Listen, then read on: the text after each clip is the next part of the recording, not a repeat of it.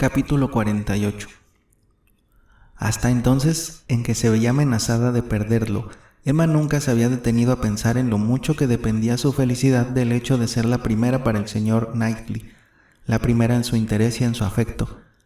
Convencida de que era así, y creyendo que era como un derecho suyo, había disfrutado de ello sin pararse a reflexionar, y solo ante el temor de verse suplantada advirtió lo indeciblemente importante que había sido para ella.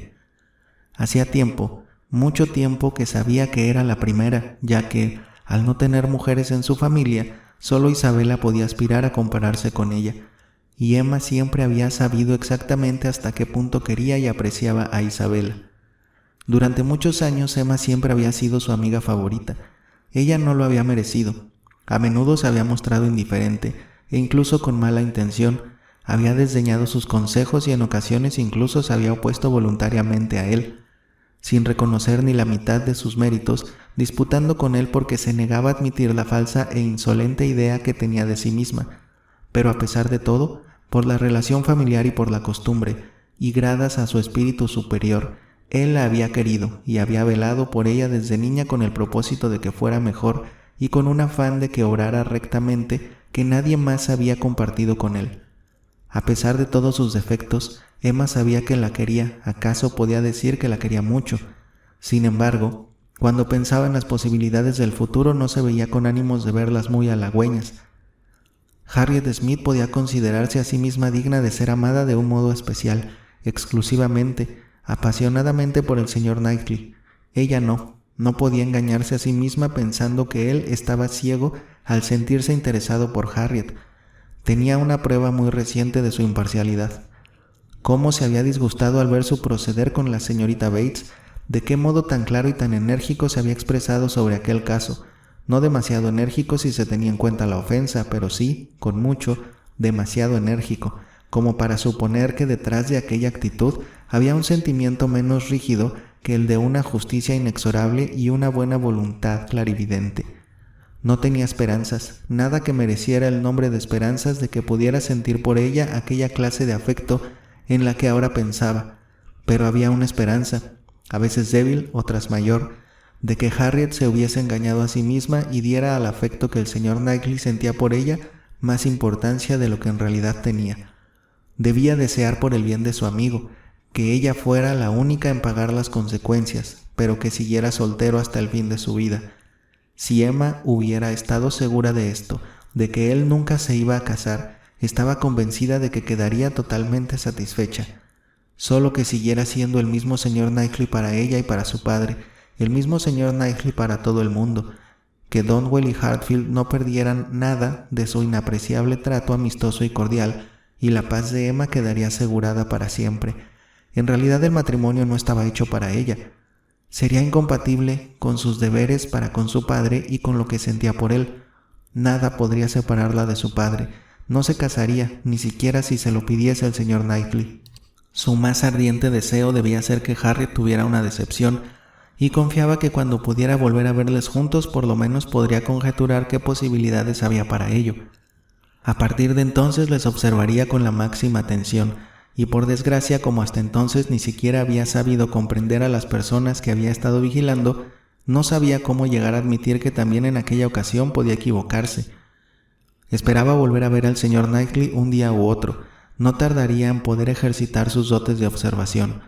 Incluso le parecía demasiado pronto cuando pensaba en el rumbo que podían tomar las cosas.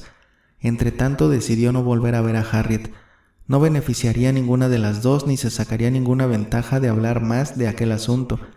Estaba decidida a no dejarse convencer mientras pudiera dudar, y sin embargo no tenía motivos para oponer a las esperanzas de Harriet. Hablando solo conseguiría enojarse. Por lo tanto le escribió de un modo amable pero resuelto, rogándole que por el momento no fuera por Hartfield, reconociendo de que estaba convencida que era mejor evitar toda nueva discusión confidencial acerca de cierto tema, y diciendo que confiaba que si dejaban pasar unos cuantos días sin verse, excepto en compañía de otras personas, solo se oponía a un tête-à-tête, podrían obrar como si hubiesen olvidado la conversación del día anterior. Harriet se sometió, aprobó la idea y manifestó su gratitud. Apenas acababa de resolver esta cuestión cuando tuvo una visita que vino a distraerla un poco de aquel único tema en el que había estado pensando tanto dormida como despierta durante las últimas 24 horas. La señora Weston, que había visitado a su futura nuera, al regresar a su casa había decidido pasar por Hartfield, considerando como un deber para con Emma y un placer para ella misma el referirle todos los detalles de una entrevista tan interesante. El señor Weston la había acompañado a casa de la señora Bates y allí había desempeñado el papel que le correspondía con toda dignidad, pero luego su esposa había convencido a la señorita Fairfax para que salieran juntas a dar un paseo, y ahora volvía con muchas más cosas que contar, y muchas más cosas que contar con satisfacción, de las que un cuarto de hora pasado en el salón de la señora Bates, en la embarazosa situación que allí se hubiera creado, hubiesen podido sugerirle. Emma sentía un poco de curiosidad y prestó mucha atención a todo lo que le iba contando su amiga. La señora Weston había efectuado aquella visita en un estado de ánimo muy incierto y al principio había pensado que por el momento era mejor no visitarlas y conformarse con escribir a la señorita Fairfax aplazando esta ceremoniosa visita hasta que hubiera pasado algún tiempo más y el señor Churchill accediera a que se hiciese público el compromiso, ya que había que tener en cuenta que, en su opinión, una visita como aquella no podía hacerse sin que se diera pábulo a comentarios. Pero el señor Weston pensaba de un modo muy distinto. Estaba extraordinariamente ansioso por demostrar a la señorita Fairfax y a su familia que aprobaba la elección de su hijo y no concebía que aquello pudiese despertar ninguna sospecha. Y en caso de ser así, no tendría ninguna importancia, porque esas cosas, según dijo, siempre acababan por saberse. Emma sonrió y pensó que el señor Weston tenía muy buenas razones para opinar de este modo.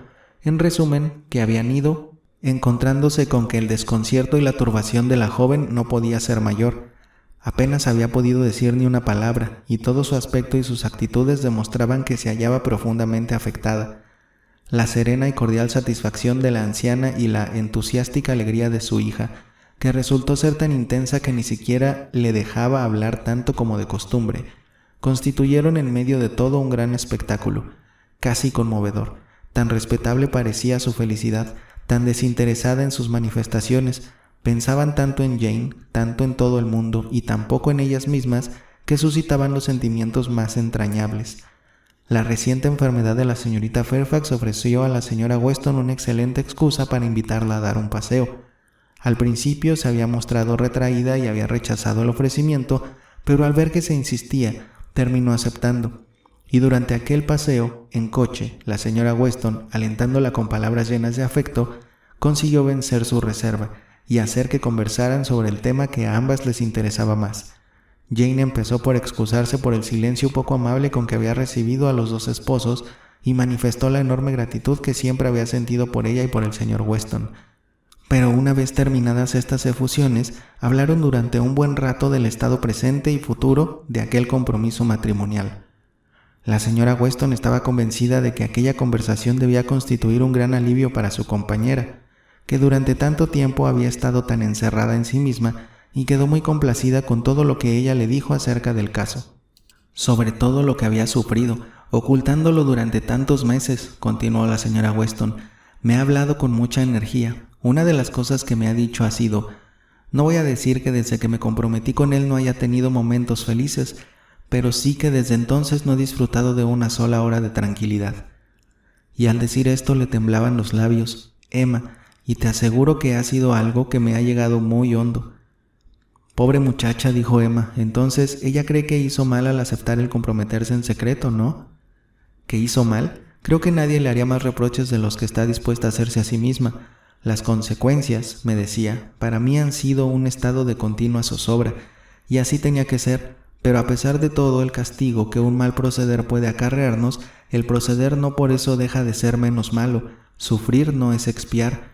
No puedo disculparme, he estado obrando contrariamente a lo que yo creía que era justo, y el final feliz que ahora ha tenido todo y las atenciones que estoy recibiendo es lo que mi conciencia me dice que no merezco. No se imagine usted, me ha dicho también, que he recibido malas enseñanzas. No crea que pueden tener la culpa los principios que me dieron y los amigos que se cuidaron de educarme. El error ha sido solo mío, y le aseguro que, a pesar de todas las disculpas que las presentes circunstancias aparentemente puedan darme, Espero con mucho temor el momento en que tenga que contar esta historia al coronel Campbell». «Pobre muchacha», replicó Emma, «estoy segura de que le quiere apasionadamente. Solo el amor ha podido empujarla a aceptar una situación como esta. Sus sentimientos pudieron más que su razón». «Sí, no tengo la menor duda de que está muy enamorada de él». «Me temo», replicó Emma suspirando, «que yo muchas veces debo haber contribuido a que se sintiera desgraciada». «Oh, querida, por tu parte no podía ser más inocente, pero probablemente ella estaba pensando en algo de eso cuando ha aludido a las desavenencias de que Frank ya nos había dicho algo. Me decía que una consecuencia natural de esta situación insostenible en la que ella misma se había puesto era que se había vuelto poco comprensiva. Al ser consciente de que obraba mal, estaba expuesta a 1000 inquietudes y se había vuelto suspicaz e irritable, hasta un extremo que forzosamente tenía, como así fue, que resultar difícil de soportar para él. Yo no era comprensiva como debía haberlo sido, me ha dicho, con su manera de ser, con su carácter alegre, expansivo, con su propensión a tomarlo todo un poco como un juego, que en cualquier otra circunstancia estoy segura de que me hubieran hechizado constantemente como me hechizaron en un principio. Luego me ha empezado a hablar de ti, de lo amable que habías estado con ella durante su enfermedad y ruborizándose de un modo que me ha demostrado hasta qué punto estaba relacionada una cosa con la otra. Me ha suplicado que cuando tuviera ocasión te diera las gracias. Yo nunca podré agradecerte bastante todos tus deseos y todos tus intentos de ayudarla. Ella se ha dado cuenta de que nunca te ha correspondido como merecían tus buenas intenciones». «Si yo ahora no supiese que ella es feliz», dijo Emma muy seria, «y tiene que serlo, a pesar de los escrúpulos de conciencia que pueda tener en estos momentos, no podría aceptar que me diese las gracias. Porque si fuéramos a hacer recuento de todo el bien y todo el mal que yo he hecho a Jane Fairfax, bueno, dominándose e intentando mostrarse más alegre, hay que olvidar todo eso. Ha sido muy amable en darme todos esos pormenores tan interesantes. Demuestran lo mucho que vale esta muchacha. Estoy segura de que es muy buena y espero que sea muy feliz. Es mejor que ya que la fortuna está toda de parte de él, las cualidades estén todas de parte de ella». La señora Weston no podía dejar de dar una réplica a esta conclusión. Ella seguía pensando bien de Frank en casi todos los aspectos, y más aún, le quería mucho, y su defensa fue por lo tanto muy apasionada. Impulsada por su gran afecto, expuso una serie de argumentos muy razonables, pero todo aquello no bastaba para retener la atención de Emma. Esta no tardó en estar pensando en Brunswick Square o en Donwell, y se olvidó de escuchar.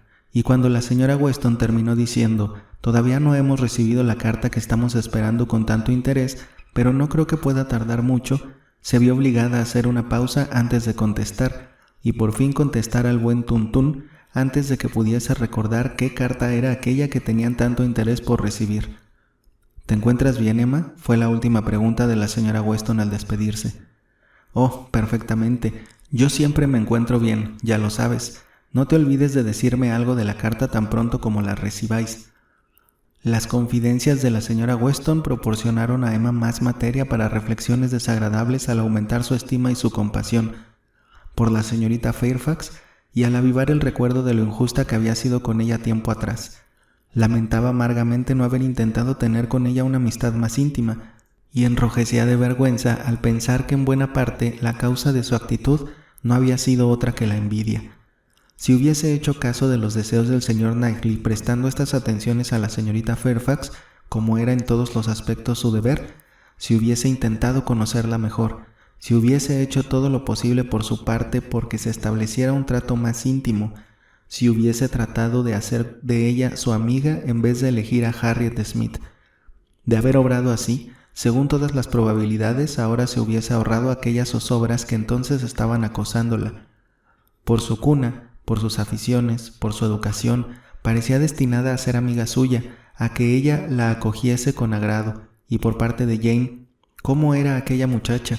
Suponiendo incluso que nunca hubieran llegado a ser amigas íntimas, que la señorita Fairfax no hubiese tenido la suficiente confianza con ella como para revelarle el secreto, lo cual era lo más probable. A pesar de todo, conociéndola como hubiese podido y debido conocerla, se hubiese evitado concebir aquellas odiosas sospechas acerca de un indigno enamoramiento con el señor Dixon. Sospechas que no solo había concebido y alimentado en su mente, sino que también había confiado de un modo imperdonable a otras personas, una idea que ella mucho temía que hubiera sido uno de los mayores motivos de aflicción para los delicados sentimientos de Jane, debido a la ligereza y al atolondramiento de Frank Churchill. De todo lo que podía hacer daño a la joven desde su llegada a Highbury, estaba convencida de que ella había sido la fuente principal de sus inquietudes. Tenía que ver en ella a un enemigo perpetuo. Los tres nunca habían estado juntos sin que Emma no hubiese perturbado la paz de Jane Fairfax en 1000 detalles, y en Box Hill tal vez había conocido unos sufrimientos espirituales que le habían hecho pensar que ya no podía resistir más. Aquel día en Hartfield el atardecer fue muy largo y muy triste, y el tiempo pareció contribuir a hacer más sombrías aquellas horas.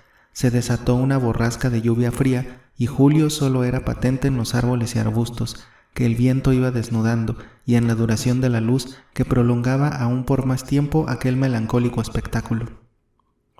El mal tiempo afectaba al señor Woodhouse, y el único modo de que se sintiera pasablemente a gusto fue recibir constantes atenciones por parte de su hija, que a Emma le costaron doble esfuerzo del que hasta entonces había necesitado en aquellos casos. Aquella tarde le recordaba la primera vez en que padre e hija quedaron solos, la tarde del día en que se casó la señora Weston, pero poco después del té, el señor Knightley había ido a visitarles disipando así hasta la última sombra de tristeza. Pero aquellas gratas demostraciones de la atracción que ejercía Hartfield, como lo probaba aquel tipo de visitas, no tardarían mucho en tener un fin. Las perspectivas de tedio que entonces Emma había previsto para el invierno siguiente habían resultado erróneas. Ningún amigo les había abandonado, no habían perdido ninguna distracción, pero ahora temía que no iba a ser tan afortunada como entonces en el resultado de sus sombrías predicciones.